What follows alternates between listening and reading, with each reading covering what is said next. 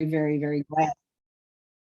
very glad to be able to present this with the library. Also, the League of Women Voters is sponsoring, and Sierra Club, Valley of the Fox specifically, that's our local group. And I'm so glad you guys joined us tonight. There'll be 3 more, as you know, in consecutive Thursdays at the same time, the same way. Tell your friends, anybody can sign on anytime. What we'd like to do is see a very short trailer that kind of gives you a little overview, and it's really neat, and then go to the 2 videos and save our questions till afterwards. Please make a note of your questions. We have 2 resident experts, and also Robin and I have been involved with this for quite some time, and I've been going on 13, 14 years now. So so glad that the focus of this is solutions, not problems. It is the solutions. How do we fix this? Okay, let's watch the trailer, and we're all going to mute while this is going on. Okay, see you in a few.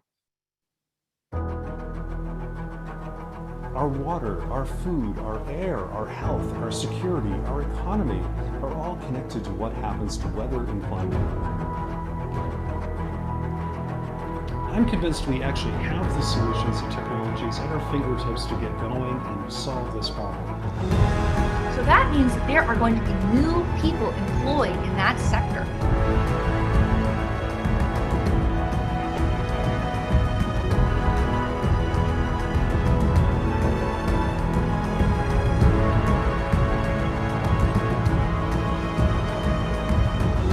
We get to build the future we want. It hasn't happened yet. The future is ours to choose.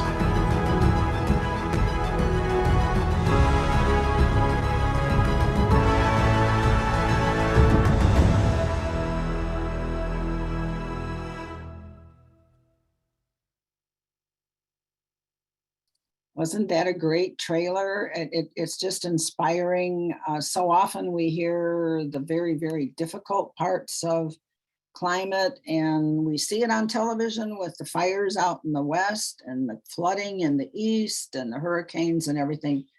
So this is about solutions, and the first video will be setting the stage, and that's 13 minutes long, followed by stopping climate change. And this will give us some really good ideas to think about and talk about. And it gets even more positive as the series go by. So if Sadia is ready, I think we will, but hold your questions and let us know, put them in the chat, mark Q&A, and we can help you. Okay.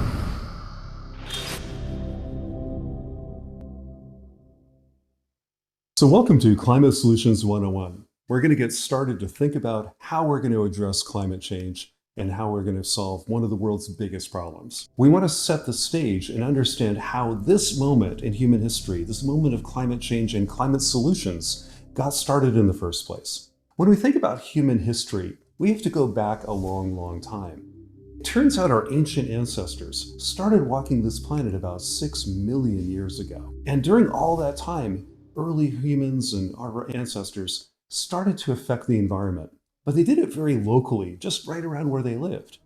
But something really changed in the last century, especially the last 50 years or so. We began to change the entire planet, all at once, in several different ways. Well, one of the things that happened, of course, is there are a lot more people on the planet. We're now over 7.5 billion people walking the Earth today and climbing. We also, for the first time in history, became an urban species. Over half the people on Earth now live in a city. That's never happened before. We also formed a global economy that is powered by technology and international trade and has been growing faster than ever. In fact, if you look at the last 50 years, we see about a doubling of global population. The economy globally grew between 5 and 6-fold. So think about that, twice as many people doing almost 6 times more stuff. We then use about 3 times more food, twice as much water, and 3 times more fossil fuels than we did back in 1970. In the last 50 years, we have changed more than the previous 6 million years. In a way, it's kind of an inflection point. It's when everything's changing. Even the way we're changing is changing right now. And unfortunately, this change in us is also changing the planet in ways that are incredibly disruptive. Some of these changes you can see by just looking out the window. They're obvious. They're really right in front of you. For example, when we cut down a forest, we go in with chainsaws and bulldozers and set things on fire. You obviously can see that. And we're doing a lot of it. If we look at the Earth from outer space, we can see forest with a satellite. Here's a picture of a pretty remote part of the Amazon in Bolivia in the 1970s. And if you look carefully, there's a little dirt road running right through the middle of that forest. The very first clearings, just starting in 1975. But if we go back here about 25 years later, the whole area has been radically transformed into soybean fields. And those soybeans are being shipped all the way to China to be used as animal feed. So a global economy connecting the Amazon to Chinese pigs is clearing rainforest in a remote part of the world. And this is happening everywhere. In fact, we're seeing so far about 30% of all the tropical forests on Earth have been lost, and a lot of that in the last few decades. We also see how agriculture, just farming, is changing the world. We usually think of farming on a small scale, like an individual farmer's field. We can walk through it, we can pull up a carrot, we can look at the cows and all this kind of thing. But agriculture is now a global force. Again, if we look at it from satellite, the Earth is covered in agriculture. This map shows in green the areas where we grow our crops. That includes the plants we eat, of course, but also the plants we feed to animals, and some we feed to cars in the form of biofuels. The brown areas are where we actually raise the remaining animals, our pastures and rangelands. And if you put it all together, agriculture now covers over a third, between 35 and 40%, of all the land on the planet. It is now the largest ecosystem on Earth, and that's incredible. So we've changed forests, we've changed the world through agriculture, and we're also changing the nature of water across the planet. We're a pretty thirsty species. We use a lot of water on this planet for our homes to drink, and we use water in industry, and we use most of our water, though, in agriculture. About 70% of the water we take out of nature is used for just one thing: irrigation. Let me show you how that can affect the world, though. Here's a picture of the Aral Sea from the late 1960s. This is a satellite picture showing one of the world's largest inland bodies of water in the middle of Central Asia in Kazakhstan and Uzbekistan. But the Soviet Union in the 60s and 70s diverted the rivers that would feed the Aral Sea. Instead, they sent that water over into the deserts of Kazakhstan to grow cotton in the middle of the desert. And this is what happened. It shut off the water supply of one of the world's great inland seas, and it disappeared. And this is not just unique to Central Asia. This kind of overuse of water resources is happening in California. It's happening in the Midwest, in the Great Plains, in our Ogallala Aquifer. It happens in North Africa. It happens in Australia. It happens in China, and everywhere. In fact, our thirst for water has massively disrupted water resources and ecosystems across the globe. So these changes we've seen in like forest and land and water, they're just plain as day. We can see them, we can photograph them, they're right in front of us. But some other changes happening to the planet were initially a little bit more subtle, especially changes to our atmosphere and to the climate of our planet. This story actually begins more or less in the 1800s. Starting back then, we began activities, especially the burning of fossil fuels and the explosion of agriculture, that started to change the nature of our atmosphere. For example, we saw that CO2 levels, one of the major so-called greenhouse gases, started to increase from the 1800s till about now. And it's so far increased by about 50%. And today, greenhouse gas levels are higher than they've been for 3 to 5 million years. We've never seen something like this in any time in human existence. And later I'll talk about this, how greenhouse gases going up causes the temperature of the planet to go up. And while the greenhouse gases like CO2 have risen, so have the temperatures of our planet. In fact, the temperature of our planet is warmed by about 1 degree Celsius already. Initially, that was a little subtle, maybe as a half a degree or 6/10 of a degree and so on, and we could argue whether this was happening or not. But today, it is plain as day that we have changed the temperature of our planet, and it's getting warmer faster all the time. We're seeing the effects of a warmer planet almost everywhere we look. One of the early signs was looking at our glaciers. Here in Alaska, we have the Muir Glacier, which now has to be relabeled Muir Lake. We also see in South America, on the other side of the world, how glaciers in Patagonia and South America are melting, forming large lakes as well. Perhaps most disturbingly, though, is changes to an entire ocean. We're seeing how the Arctic Ocean, which is usually covered in sea ice year-round, has been melting year by year by year. Here in the 1980s, we see when sea ice is at its kind of minimum in late summer and early fall. But by the early 2010s, we see a massive reduction in sea ice, which continues to this day. And soon, maybe within a decade or so, we'll have the first ice-free Arctic months in all of recent geologic time. And we're seeing a planet radically transformed by our actions. And again, this all became possible in the last 50 years or so. Scientists often call this period of time the Great Acceleration, when everything started to take off. We see population change, urbanization, globalization, and then we started clearing ecosystems like forest, and we built up more and more farms around the world. We started building huge dams and using more and more water than ever before. We also use more fertilizers and more chemicals, especially in agriculture and industry, and those change the nature of water, even at the scale of our oceans.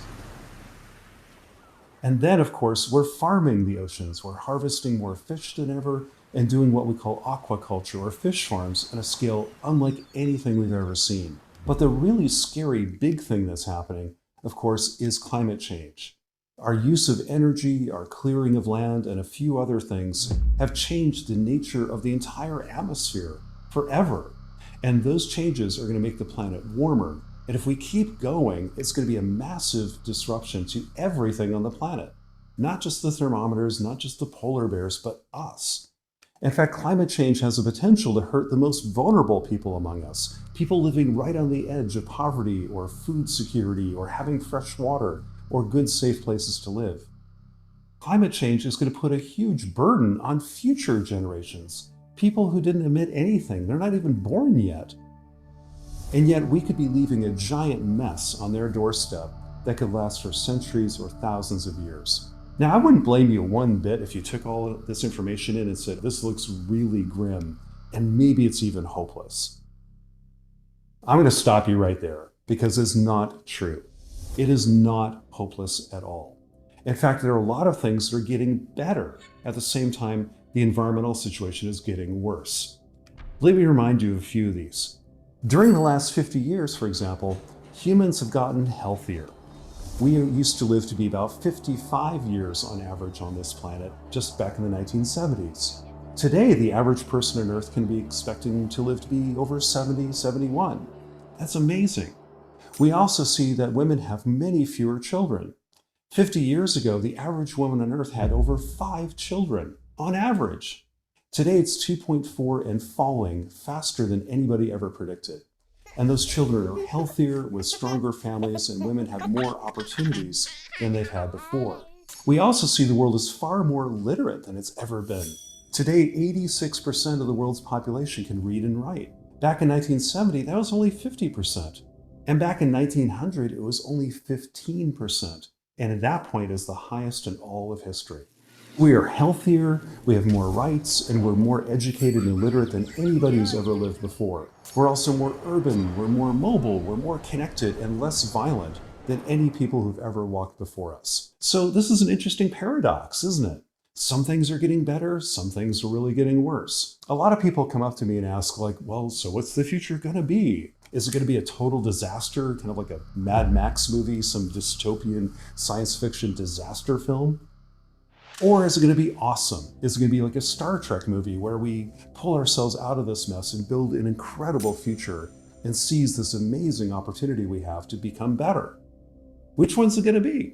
Well, the answer is, it's up to you. It's up to us. It's up to everybody.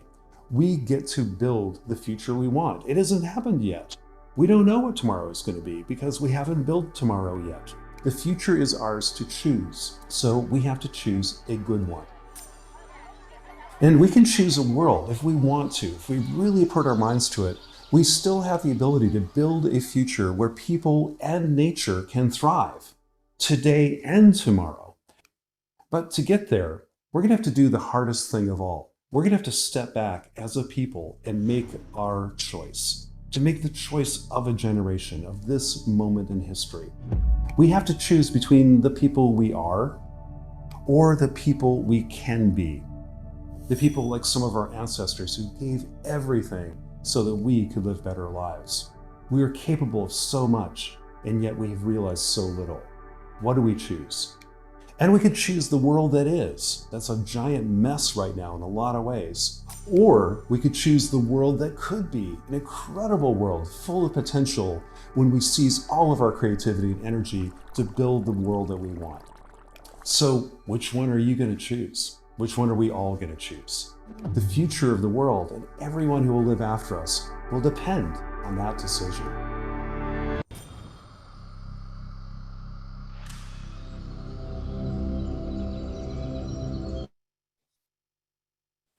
I hope that was very inspiring, as it certainly inspires me. I tend to be more practical than maybe can be or should be, and get a little pessimistic sometimes, but the future is up to us. So it's up to us to choose. And the next video is stopping climate change. And this one is 16.32 minutes. And we'll have questions and answers after that. So please write down questions and answers. Okay.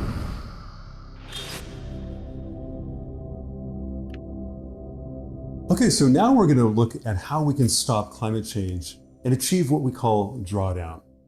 Stopping climate change is necessary if we want to have a better future, because everything we do is connected back to climate change. Our water, our food, our air, our health, our security, our economy are all connected to what happens to weather and climate. So if we don't fix climate change, all the other things we care about in the future are going to be a lot harder. So we need to address climate change in order to have a better future with a prosperous economy, with resilience, equity, justice, and creativity. All the things we want demand that we address climate change. And that's what we're about. I work for something called Project Drawdown, which is the world's leading resource for climate solutions. We focus on the science we need to know to address climate change and then share it with the world. But why do we use that word drawdown? What does that even mean? Well, drawdown refers to a point in time in the future, and it refers to the greenhouse gas levels in the atmosphere. Now, I remember I told you in the last unit, greenhouse gases have been building up in the atmosphere. Here we are today at the 2020 levels. But then we can choose what happens next. On the path we're on now, we'll just continue to build up these gases, which will just warm the planet more, making the problem worse. But we don't have to do that.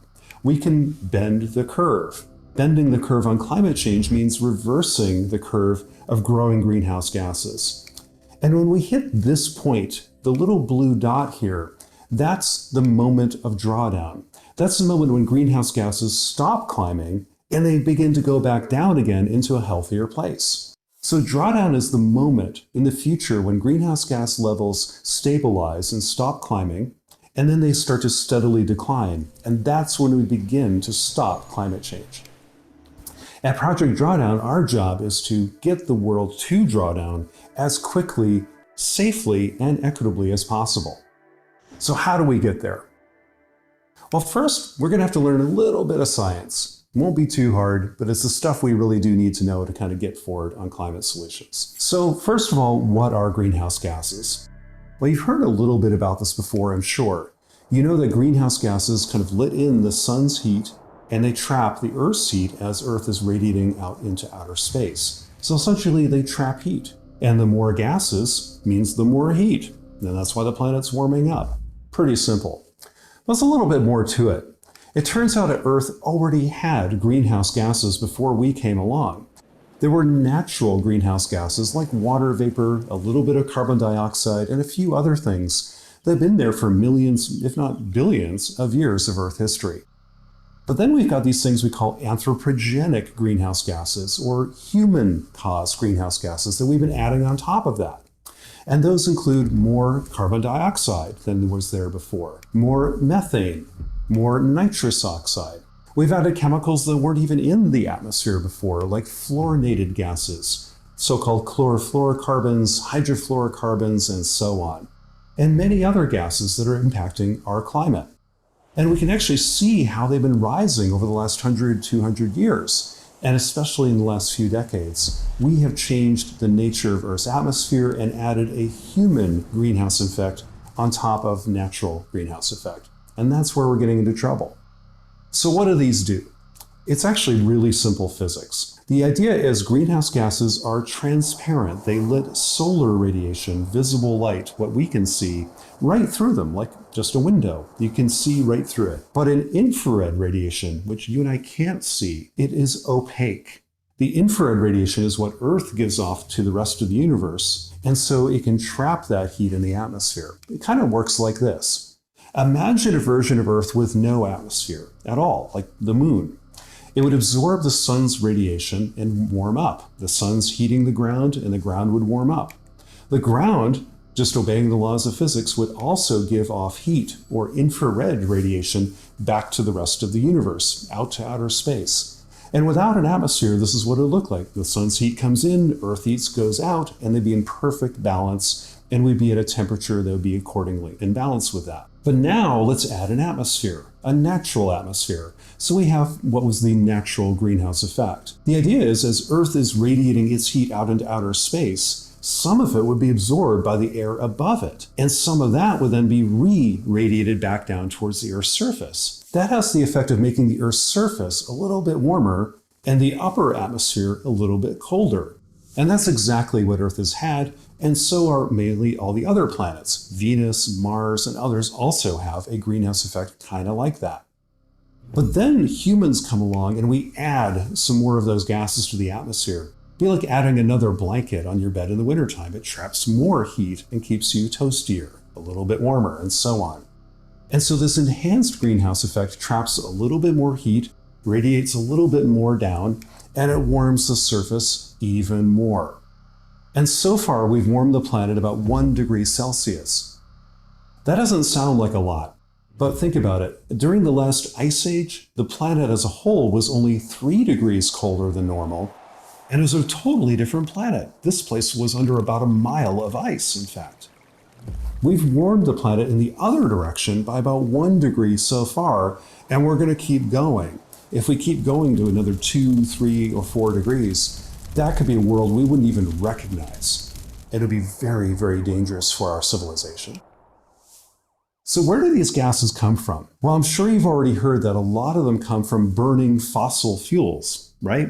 Burning oil and natural gas and coal and petroleum substitutes and all these things that we have. And that is part of the story. Burning fossil fuels does create CO2, and that causes about 62% of the warming we see on the planet today. So if you forget about everything else, fossil fuels cause more than half of climate change. But that's not all. It turns out that CO2 is also produced by a few other things, including chemistry. In fact, a lot of our industrial processes, especially making cement, releases CO2 into the atmosphere without burning anything at all. It's just kind of industrial chemistry. We also release a lot of CO2 into the atmosphere by burning down trees and deforestation. This green area shows you how much CO2 is caused by burning down forest, which is kind of like burning coal. Coal's dead, trees are alive, but they're both made out of carbon. And you burn them in our atmosphere, you will make carbon dioxide either way. Then we have our next greenhouse gas of methane. Methane is produced by a whole bunch of different things, but the two big sources are agriculture and industry. In agriculture, which is about 2/3 of this methane emissions, is caused largely from cattle. And you've heard all the jokes before, I'm sure, about cow farts. Turns out that's not even true. Cows actually burp methane. They don't fart methane any more than other animals. The other third of this methane comes from industry, especially mining natural gas. Gas wells, fracking, gas pipelines, even coal mines release methane as well. So we have to think about energy and industry and agriculture to look at methane. Then we've got this stuff called nitrous oxide, which a lot of people don't even think about, but it's a big part of our climate change equation. In nitrous oxide, some of that comes from industry, but again, a lot of it comes from agriculture, especially using too much fertilizer or too much manure on our farmers' fields. And finally, we have F gases, or fluorinated gases, which are chemicals we use as refrigerants and sometimes as insulators in industrial processes. And those refrigerants, like chlorofluorocarbons and hydrofluorocarbons, are rising dramatically, and that's why we have to pay attention to this. So putting all those gases together, we emit about 52 gigatons of the equivalent of carbon dioxide into the atmosphere each year. What the heck is a gigaton? It's just a fancy word for a billion metric tons. So we emit 52 billion metric tons of pollution into the atmosphere every year. But there are only 7.5 billion of us. So on average, we're emitting many, many tons of pollution per person into the atmosphere. That's a huge amount. And we're going to talk more about that and how we can cut that down. Another thing we have to notice is that each of these gases works a little bit differently. Some gases trap more heat than others, like methane and nitrous oxide, and those fluorinated gases trap way more heat molecule for molecule than CO2 does. But some gases last longer in the atmosphere than others too, and we got to take that into account. Like methane, we emit today, most of it will be gone within 10 to 20 years. CO2 we emit today will be in the air for centuries and centuries to come. So we have to look at the strength and lifetime of these different gases. In particular, when we think about methane, methane again is that part of the wedge of our whole diagram of greenhouse gases. If we look at the impact of today's emissions on climate for the next 100 years, methane will cause about 16% of that warming over a 100-year period. But if we look at the next 20 years instead, the role of methane doubles and becomes 32%. So it turns out in the near term, our climate changes are going to be caused by mainly methane and other gases, but in the long term, they're going to be dominated by things like CO2. So which gas we focus on depends a little bit on what time period of climate change you're really most concerned about. We have to look at all of them. Now that we understand what greenhouse gases are and kind of how they work, we're going to look at what regulates the level of those gases in the atmosphere, what makes them go up and what makes them go down. To do this, sometimes it's helpful to think of a bathtub. But imagine a bathtub which we can fill and empty with water. We do that every day, right? Pretty simple. When we add water to the bathtub by turning on the faucet, we scientists call that a source. It's a source of water, and it levels up the water in the bathtub. We can also remove water by opening up the drain, and scientists call that a sink. You'll hear that word a lot about sinks of greenhouse gases. The difference between the sources and the sinks determines whether the water goes up or the water goes down. Sources add and make the water go up. Sinks remove and makes the water go down. Now, if you have a bathtub with the faucet on and the drain open, we have an interesting picture. If the sources are bigger than the sinks, the water level will still go up. But if the drain, the sink, is bigger than the faucet, the source, the water levels will go back down again. So let's take that and apply it to Earth's atmosphere. Well, Earth's atmosphere is basically a big bathtub in the sky. We can fill it with pollution and greenhouse gases, these sources of greenhouse gases, which is largely due to us. And then we have sinks of greenhouse gases, things that pull that pollution out of the sky and put it someplace else. We have sinks on this planet of greenhouse gases, primarily in plants, on land, but also in the oceans. So here's the picture. We put pollution in the atmosphere, nature pulls it out in forests and in oceans. Now, right now, our sources of pollution, the stuff we're putting in the atmosphere, is much bigger than what nature can take out. And that's why the levels are going up. But what if we reduced our pollution? What if we brought it down by a half or so? Well, then maybe nature could kind of keep up with it and pull as much pollution out of the atmosphere as we're putting in. If that were to happen, we would hit that moment of drawdown and we'd stabilize CO2 levels and they'd stay flat. But we can go farther and actually reduce our pollution down to zero and pull more carbon and other stuff out of the atmosphere and actually have greenhouse gases decline and stop climate change and begin to reverse in the long term the damage we've done. So this balance between sources and sinks is what will determine the future of our planet and our climate. And let's look at the numbers. In today's atmosphere, we see that we actually have about 6 major sources of greenhouse gas pollution. We'll go into them later, but you see electricity and food, industry, transportation, buildings, and other stuff. Then we have nature, which on land and in the oceans pull out a total of about 41% of those greenhouse gases, primarily the carbon dioxide part. And that leaves behind 59% of those greenhouse gases in the atmosphere, building up year over year over year. So to achieve drawdown, to get them to reverse and bend the curve back down, we've got to work on both sides of this equation. We can work on the sources and bring them down to zero, kind of turning off that faucet over the coming decades, so there's no pollution there at all. And we can also work with the sinks of carbon, starting with the natural ones that already exist, and make sure they can continue to pull that stuff out of the sky. So the idea of getting to drawdown actually will be based on 3 big principles, and these are important.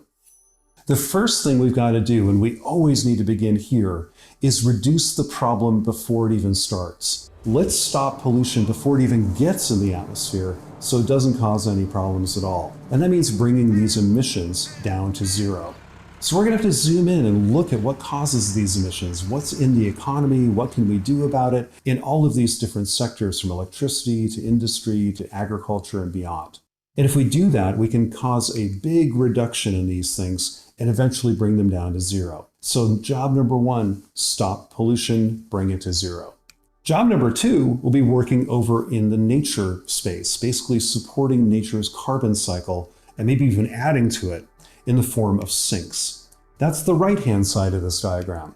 We'll have to zoom in here and look on land and oceans about what controls their ability to take up carbon and how can we support that and maybe even augment it, making it stronger in the future. So we've looked at the left-hand side and the right-hand side of that big picture, the sources, the sinks, and we know what to do. But there's a third area we've got to talk about too, and we'll get into this later, is about how, as we improve society, we can do things that aren't about climate change. They're things we should do anyway. But when we improve equality and equity and justice around the world, there are things we do there that actually have major secondary climate benefits. So we might get a twofer of improving human rights and equality and contributing to climate solutions. So working together, reducing pollution, supporting nature, and improving society are the 3 pillars of our climate solution space. Building on these 3 pillars and pulling them together all at the same time, we actually have all we need to address climate change in the coming decades. And this is going to be our job over the next few units of this course.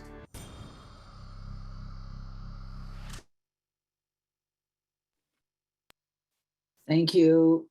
That's always inspiring. I think I've listened maybe 4 times now or 5, and it inspires me whenever I see it. Any questions that anybody has about any of this? Now, it's a lot to think about when it's your first time through it. And you can watch these on your own, by the way. Just I should put the link in, but it's basically Project Drawdown, Climate Solutions 101. So, anybody have any thoughts or questions? Ideas? Should I tell a little story? Sure. Absolutely. Okay. Let me introduce Mavis Bates. Okay. She's the Sierra Club Chair.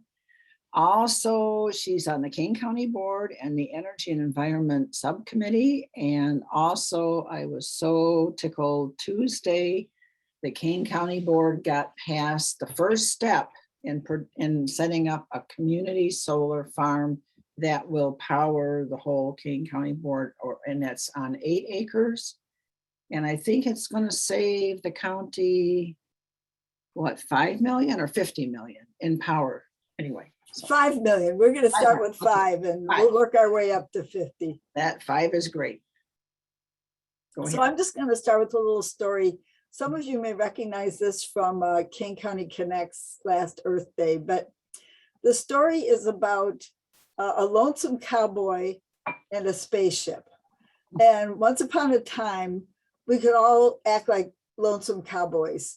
And because there were so few people on the earth, that what we did hardly affected the earth.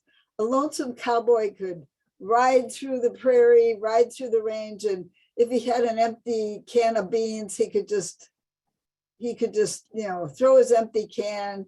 If he had an old saddle, he could just throw that on the trail.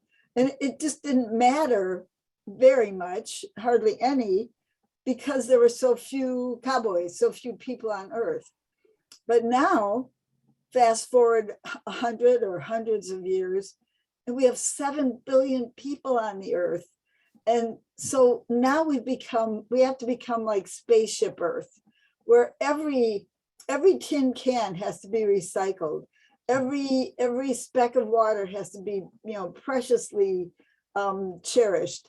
Our atmosphere has to be protected from pollution, because the world did not come with the Spaceship Earth did not come with an owner's manual.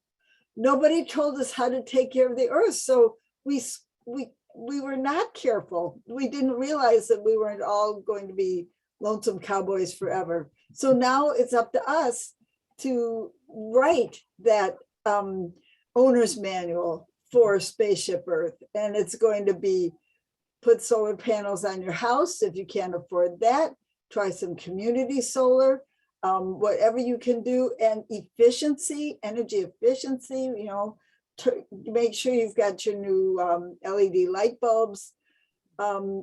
Make sure you've got enough insulation in your attic.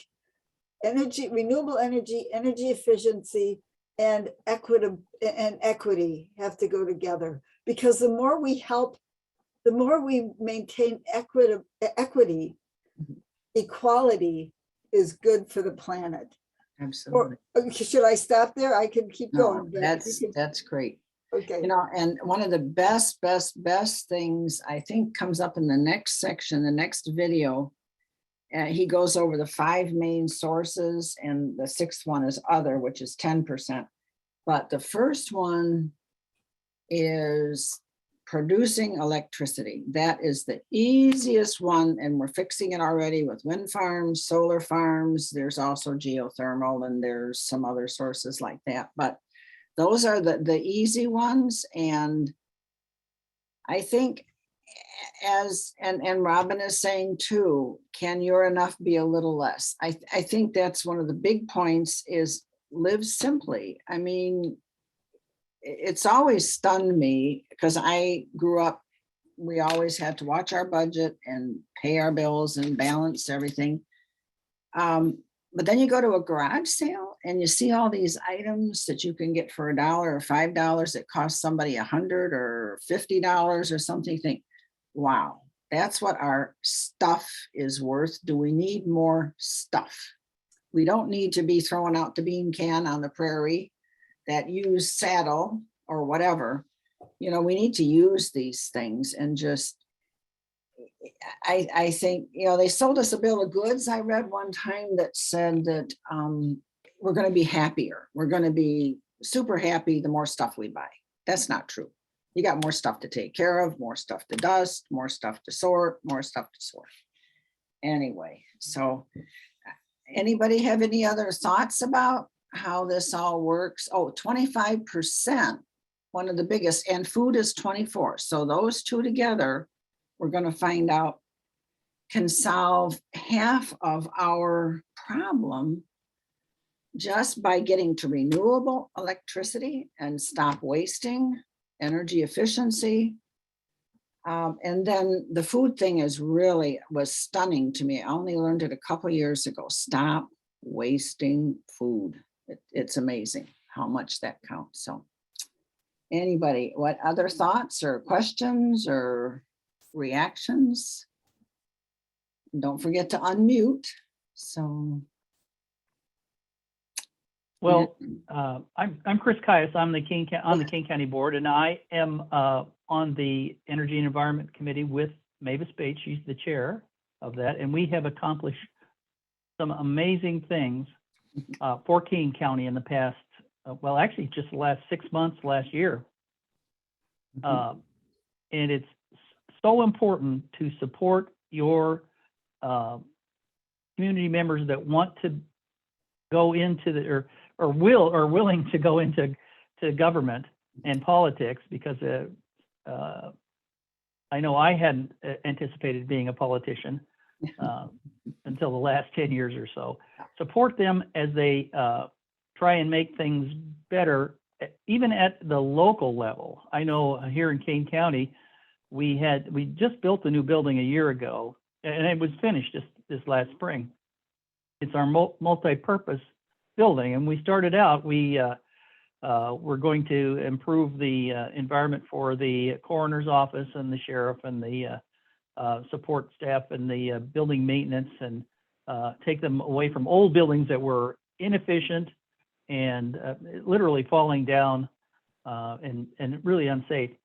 And when we started to build a building, we kept the input to we wanted geothermal. We wanted to shoot for geothermal. Oh, wow. But somehow in the process, saved money here. Some people didn't understand geothermal. We missed the opportunity in the early stages of that to get the geothermal in there, and I'm sure it would have saved us a lot of money. But what we did in lieu of that, or as a result of that, we passed and I think Mavis was on the board when we passed it, a green building policy. We started right after that when we realized we weren't going to get the geothermal in our building that we're started because it'd be too expensive already. Every building in Kane County and every modernization of a building over like $1 million or so has to be vetted, and they have to consider how they can best save energy and use energy efficient heating and lighting. And we have since gotten a new architect as well that is LEED certified, which has to do with a qualification for knowing how to design and build buildings that are energy efficient. So here in King County, we're making some really good strides forward on how to do that. But it all starts with the people. Make sure that you're supporting the people to get them in a position to help put that together for the villages, the counties, the state, and nationally. Yeah. So that's my lead into my expertise. That may be all of my expertise in energy, other than I'm a ferocious recycler. Yeah, and I forgot to introduce Chris Caius in the beginning, and you're also the chair or president of the forest preserves, right? Yeah, I'm also president of the Forest Preserve as well. Yeah, that's great. Oh, and support the Forest Preserve. We have just gone over 23,000 acres of Forest Preserve of land with 72 Forest Preserves around the county. So we're reserving and preserving and making those in a long range, at least making a good attempt to preserve as much land as we can, as affordably as we can, and connect it all, because the connections between the forest preserves is really important. We need that route for the wildlife to move from one to the other and expand, because some species require a minimum amount, and of course migration is really important as well. And one real quick note, energy efficiency was one of the first things I got interested in with this subject, because that's something you do at home, you can do, and you mentioned it, Chris, but in your own home, you can easily improve your energy efficiency at least 30%. There you go. I have an automatic light here I have an automatic light that if I don't go wave at it, it turns off here. Excuse me, I'll be right back. Yeah, 30% up to 70%. And one of the biggest ways everybody knows, I think probably most of you have the LEDs now. I think the current number, and Mavis knows because she has a degree in sustainability, but I think one LED of the same wattage uses 1/10 of the energy of the old incandescent. And you can tell sometimes, just touch the light. If it's cool, hot. it's a good one. You know, Yeah. it's not wasting. So, Right, and energy efficiency is the only way we're going to be able to go completely to renewables. okay. Because we can't expect to pour out as much electricity as we have been with these big coal power plants. Yeah. So if we want to get to no coal, which I'd like to mention the new Illinois energy bill that just passed, the Clean Energy and Jobs Act. Clean Energy Equity and Jobs Act. Equity. Okay. That we're very excited about, which will pour all this money that has been collected from ratepayers into our economy, creating the sustainable, the solar renewable energy credits that we need to start many more solar projects. And that also includes equity, and also includes equity. So that the towns that are left behind, that lose their towns that lose coal mines or towns that lose coal power plants, Yeah. will still have the social structure, the social support that they need. But so equity is incredibly important Crucial. for the environment. Crucial. My favorite example is, what's the best way to reduce the birth rate in a society? Sandy, you may answer this. I believe is if people are not poor, they will have, and if you increase education. For Of whom? women, For women, thank you. For women. of women. Yeah. Yep. Robin's got it. So I just love that example of how equity, once upon a time I thought, okay, I'm gonna be an environmentalist. I'm gonna put on my blinders and only be an environmentalist. I'm not gonna worry about poor people. I'm not gonna worry about racial issues. I'm not gonna worry about women, you name it. I'm just gonna be, I'll let other people worry about that. And then I learned more and I realized the only way to be a good environmentalist is to worry about poor people and racial issues and women, because they all fit together. Everything's connected. It's connected. Yep. It's connected. And Robin, you were going to say something too before. So do you remember? Well, I was just gonna say, one of the exciting things I think that Kane County Forest Preserve District is doing is partnering with All Grass Farms to have a sustainable farming operation on a forest preserve.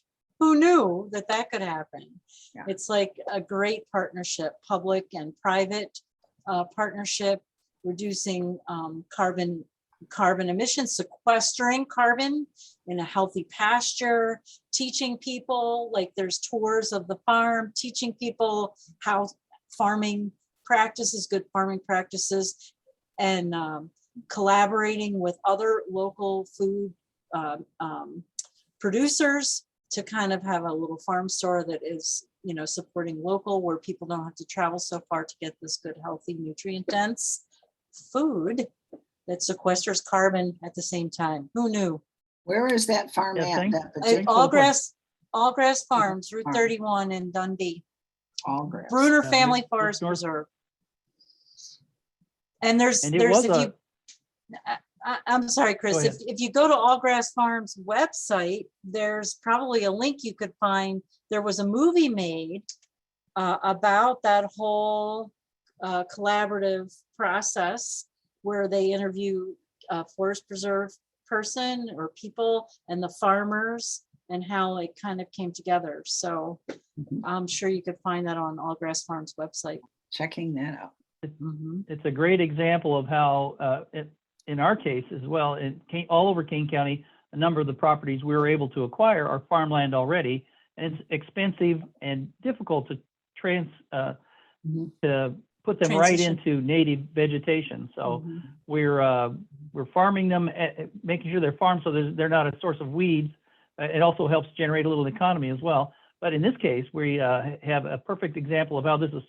A cliff up there has started, all grass has started small and has grown and has shown how this it doesn't have to be just a tiny 1-cow operation, and it can convert this. And I just rode through my bicycle through it the other day. It's a great place to ride, a lot of trails up there.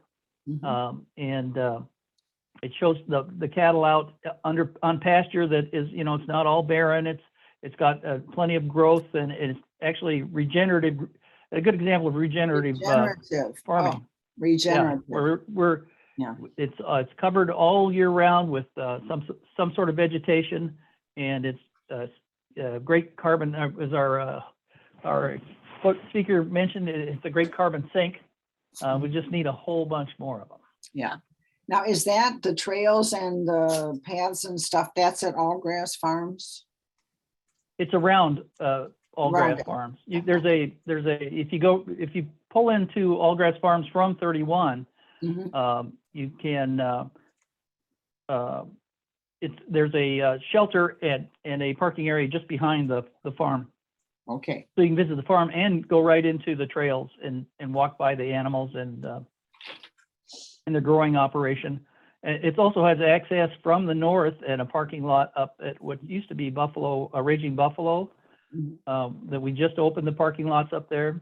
Okay. You can access it from the north end, just north of Long Meadow Parkway, and also from the south. If you park in Carpenter Dam, there, which will be removed shortly, hopefully. We're on the way to doing that. You can ride your bike or walk up from that area in Carpentersville. That's great. We, another couple friends of Dave's and mine, and we try to get a walk-in every week. And Carl's got something in line for us tomorrow morning. I might email him and see if he'd consider that, or maybe we'll do that next week. Okay. So one of the amazing things about regenerative agriculture is that it creates a sink for, it's a better sink for carbon, especially as you plant more native plants, because they have those big long roots that sequester carbon. And so instead of agriculture being a producer, this terrible producer of carbon dioxide, especially when you till the land, and I think carbon dioxide is just pouring into the air as you till the ground. Now, when you do regenerative agriculture, no tilling, there's no tilling, some forms of agriculture, as well as these cover crops, and all of this is sinking carbon back down instead of flying it into the air. Trees can do that. We need more trees as well. I think that's one of the biggest things I came across in the last couple of years. And I'm trying to do what I call regenerative gardening by planting more and more natives, no chemicals, no herbicides, none of that kind of stuff, except to get rid of, and I think I'm going to get away just to get rid of the invasive non-natives by using the burning method instead of the chemicals. I hope that's going to work. How about a shovel? Well, you wouldn't believe how much we have. And if you got lammy, No till. oh boy. Going for no till. No till. Oh boy. So there's so many things to do. It's all connected. Greta Thunberg is my hero right now. She says, nobody is too small to make a difference. You hear over and over and over again, people say, well, I can't help. It's too big. I can't do anything. What can I? No, just take a look at her. Asperger's gal, very smart, very amazing when she doesn't like the social scene, going all over telling people nobody is too small to make a difference. So nobody gets off the hook. I hear too much from Dave. He's the mayor, and he's, everybody's saying, I think the government should do this. I think the government should do that. Why doesn't the president do this? Why doesn't the state? That's very, very, very important, but we got to do our part. Robin. And it's fun. And it's fun. It's fun to save the planet. And gardening is therapy. I'd rather garden than dust my house. My house is self-dusting. Oh, okay, good. You never dust it and it just blows away or something. Oh, my sister-in-law says, open the windows and let the air run through. I'd rather garden than mow too. So convert the yard Right. to native flowers. Oh, there goes my lights again. Uh-oh, boy, how do you do that? How does that work? That's a, Well, it's on a timer, so Oh, it's okay, okay. a motion sensor. I'm actually down at the county building right now. I was out walking in Dick Young Forest Preserve. Our Forest Preserve oh, that's, naturalists have a program once a month where Mhm. you can walk through and they identify a lot of the the wonderful natural Yeah. phenomenon that are going on in plants and animals in our forest preserves here in Kane County. oh, And you just go to the website and you can sign up or call in. You Yeah. can sign up for it. that's, If we all do something every day, we can stop climate change. yeah. And one of the most important things that Mavis, you do well, and Chris does well, and I know Robin does well, tell somebody else about it. And you gotta make it soft and not where you're in their face and just say, oh, by the way. And when I go to the grocery store, maybe this is too trivial to hardly count, but I say, no bags. I'm saving the environment for you young people. Please, no bags. Bring your bags. That's it. We're out of that habit because of COVID. Now I've got to. Oh, we got it. We can go back now. They're Yeah. letting us do it now. Uh-huh. At Butera. Yeah, and- we're way past that. Almost every minute of the day, you can think of something you can do better Absolutely. to reduce, reuse. Reduce, I'm and recycle. I'm not too crazy about recycling anymore. Yeah. Reduce and reuse are my favorites. Mhm. You know, just try not to buy anything because, well, I think recycling is, I still believe in recycling, still keep Yeah, recycling, everybody. yeah. And if you can reduce and reuse, yep, we've all got our hard bottles, right?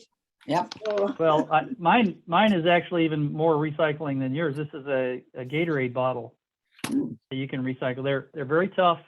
And then if you forget them somewhere, you haven't lost a lot either. Get one of It didn't these, cost me more one of than- these guys too. Robin, for a while, I don't know if you're still doing it, was doing a zero waste household. Now that is very challenging, I think. I'm not there. I'm not trying, but I am reducing. TerraCycle, you can get rid of a lot of plastics and stuff that you can't recycle on the curbside. We go up to Terra Vitae for the sustainable Yeah. farming practices, and we get our Terra Vitae. sausages and stay there, and that stuff's really good. Anyway, any other ideas or anything? We're getting and the next week, at same time, same place, same station, we're gonna do reducing the sources. And that's gonna be very, very important too, how to do this. It can be done, and unfortunately or fortunately, there's something for everybody to do. We all have to do it all the time. That's kind of a tall order. Robin, you said your latest. So it looks like Darlene has raised her hand. I'm Oh, guessing she okay. would like us to unmute her. Sure. I I, just unmuted her, Robin. okay, Okay. so Robin, you can talk.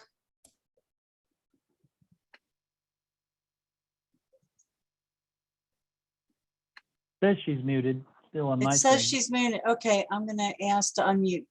Try and unmute yourself, Darlene. She can Got it. press the There you go. space bar. There she I is. did. Yeah, There she is. we can hear Okay. you. Okay, so I don't know if this is the right place or not. So I'm going to be straight up and honest with you when I say this to you all. I have been in many, many things in Elgin, with Sandy Kaptain, with many other people. Yes. And I have heard so many good things. And I've always thought that Elgin was, just the top of the line with getting things done. But on the other hand, and this may not be the forum, and I'm going to say it anyways, there are things that when I look at it, listening to all this wonderful information, Mhm. there are things in our own community. There's things in the city of Elgin which just have blown me away with how they are not going towards this stream of good things, with changing the climate. Mhm. you know, we are having a crematorium built in our neighborhood, people. I mean, this is not, it's an unnecessary one. When I'm listening to all these wonderful things, I know parks are sprayed. I'm chemically sensitive. So I'm looking at all this wonderful information and I've been part of so many movements. And yet when we're looking at equity and things like this, how does our city do these kind of things? I mean, it's really disheartening to me as a person who's lived here 35 years. I'm a parent, I'm a student, I'm a teacher. And to watch this happen, I'm listening to all this wonderful stuff and going, but guys, look in your backyard. Look what you've just done. I guess I'm not sure where the forum is because I'm very much interested in this. But those are things that really concern me. Where I'm hearing all these things, wonderful things, I'm saying, look into our small neighborhood and what has happened. Yes. Look at the parks where so many people cannot attend because they have chemical sensitivities and allergies like I do. So I guess that's why I'm very bewildered in this situation. Sitting here saying, yeah, you know, all these good things are being said, and I've watched the city do great things, and then I've turned around and watched them do things that don't look at equity, that don't look at environmental, how it's going to affect the neighborhood. You know, things happen for profit. Why spraying lawns and parks where people can't go? And, you know, why are you putting a crematorium in a neighborhood where people don't need it? There's a large one and actually in Dundee that does all that with EPA regulation. I'm sitting in a situation in my house after 35 years, guys, where I'm an advocate for everything. And I have got something coming in under Ross, which will have no regulation. Nothing will be protected from me and my family and these emissions. And I'm saying, I'm listening to all this great stuff, but what's going on in our city when these kind of things are happening? So I'm not sure if this is a forum or not. I'm not trying to take over any forum. And Sandy knows that because I've been on committees with her and I'm a very strong advocate. But I am just saying we also have to open our eyes to things that are happening in our city that are not following this trend, that are not following, you know, marching to the drummer. So I just needed to say that. So I appreciate you taking the time to listen. Darlene, I share your concerns. I'm going to check with Dave on, you said there's no. There isn't. You can look up Ross. I've already gotten off the phone for an hour and a half with EPA. And I've come to city council meetings numerous times and they know that.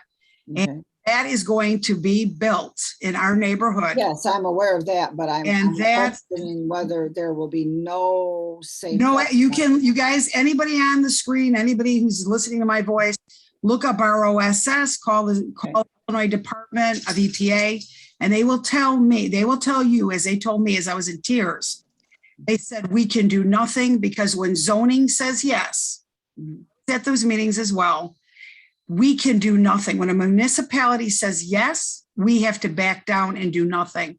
So please, you know, go ahead and look that up, talk to people.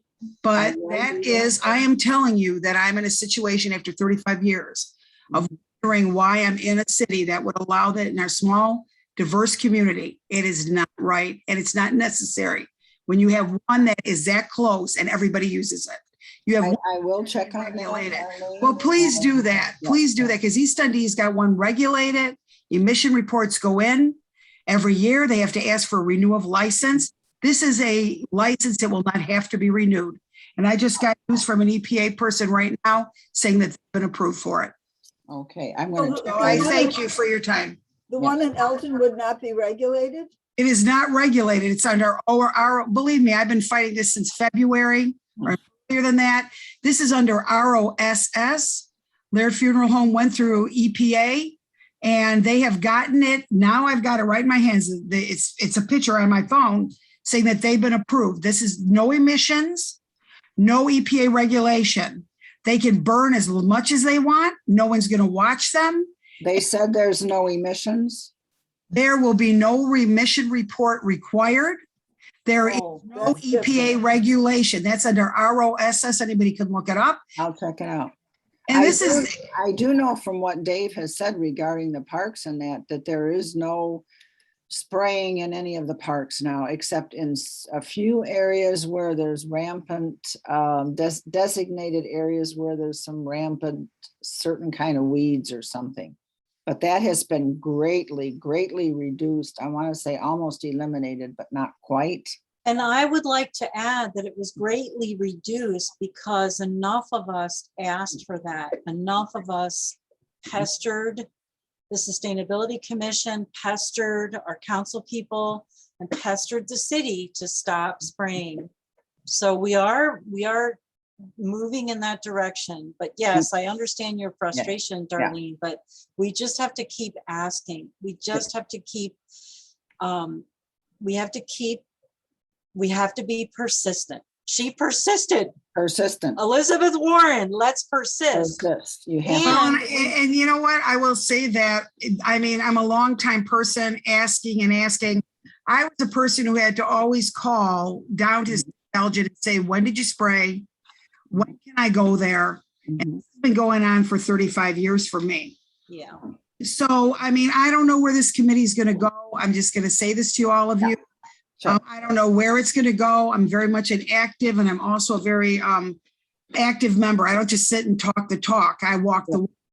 But any of you, as well as with the ROSS crematorium issue, if anybody has anything to offer me, Mhm. I would really and truly appreciate help with this, I'm going to look into because it. I'm getting nowhere with it. I'm gonna Absolutely look into nowhere. well, we have a new sustainability analyst at the city level. That might be a place to have a conversation and see if Yes. she can present something.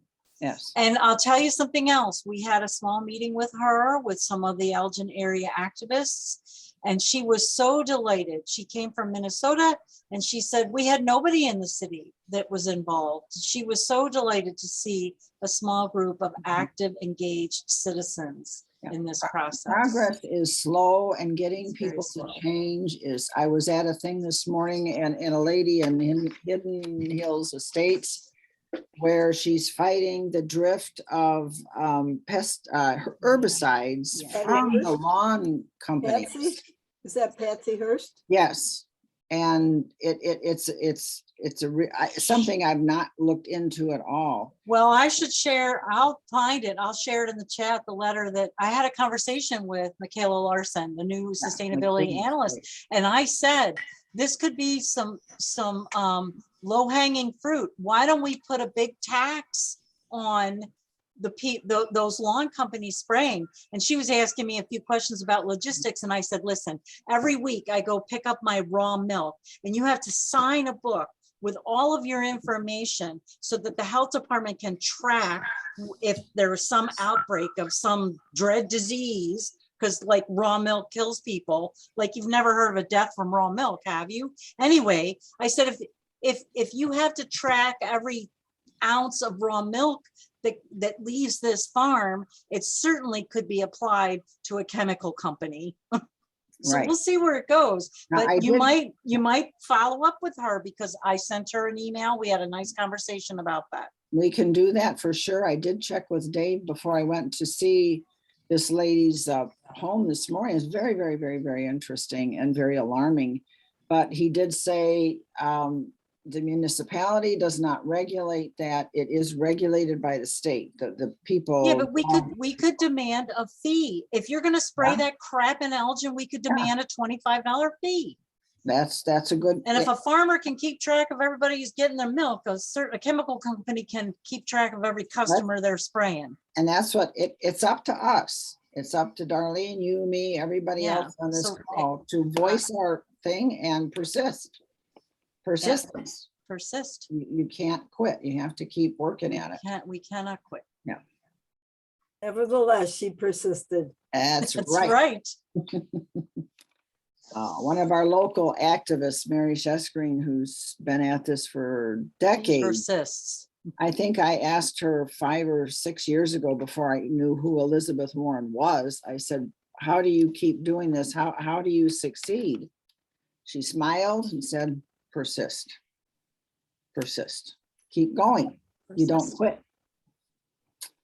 There's so much to do and something for everybody. I really appreciate you guys being on. Mavis? I want to thank you, Sandy, and I'm very excited about these videos. These should be shown to everybody. So Please sign on to all of them, and Mavis as a co-host, I welcome you and Chris as a co-host on all of them if you care to. And I'd like to show them, and anybody else can show them. They're free. Project Drawdown wants these to be dispersed, to be shown, to be seen. We got to all do this together. It's going to be very costly. At one of the later videos, it gets into the total cost, and boy, oh boy, oh boy. They ain't heard nothing yet when they talk about the infrastructure bills, but it's up to us to decide, because we're going to save 10 times the money in damages. So Yeah, what's the price of not doing anything? that's it. And I think that was something like, oh, they had estimates, $150 trillion or something like that. I think it's a bazillion. Yeah, it's probably a Yeah. bazillion. Well, and that's just one It life, is. one life. Life on Earth. Right. Even one life. If there's Right. one life lost, isn't it worth Right, right. ending that? And CEJA got passed, even though people said, oh my goodness, my bill's gonna go up $3.50 a month. Excuse me, times 12 months. You know what? The county just, we just passed this ordinance for 8 acres of solar panels. And now that means that we're going to be saving even more, because we won't have that raise in our electric Right. bill. See, people don't count that. And Dave got criticized a couple of years ago for putting a user fee on your electricity. Was it 2 of the utilities? He got. a Yeah, user the fee on electricity, water. there's one on Oh, the, they're yeah, charging. If you use it, you pay. right. If we don't use it, we don't have to pay the extra. Well, and that's where equity comes in too. Those Yeah. that are unable to pay, we need to make compensation Yes. somehow Yeah. for that, so that we bring Absolutely. up everyone to the same level. Because they get hurt the worst. So, Right, and they're in the neighborhoods that do get hurt. So we're getting getting kind of close a to little time. over, and I Yeah. was wondering if Yeah. there's any Are we? questions that anybody would like to ask or comment. or comment before we wrap up. And next week is reducing sources. So, any comments, any questions? And Darlene, I'm Big definitely. thank gonna you. check. Thank you so much. Big dear. thank you for me. Thanks, everybody. Take care, be Thank safe. you. Well, let's thank Gale Borden Public Library Yes. for Oh, Thanks. yes. hosting us, Thanks. and Sadia, Elgin Green for- Groups 350 for persisting. Yes, I'd like to invite all of you to join Sierra Club if you're and not Sierra already. Club, members of Valley Sierra of the Club. Fox. Right, I'd like and, to join us with Sierra Club, Robin. Go ahead, Robin. thank I'm you, sorry- Chris. I'm sorry I interrupted you, Thanks. Robin. Yeah,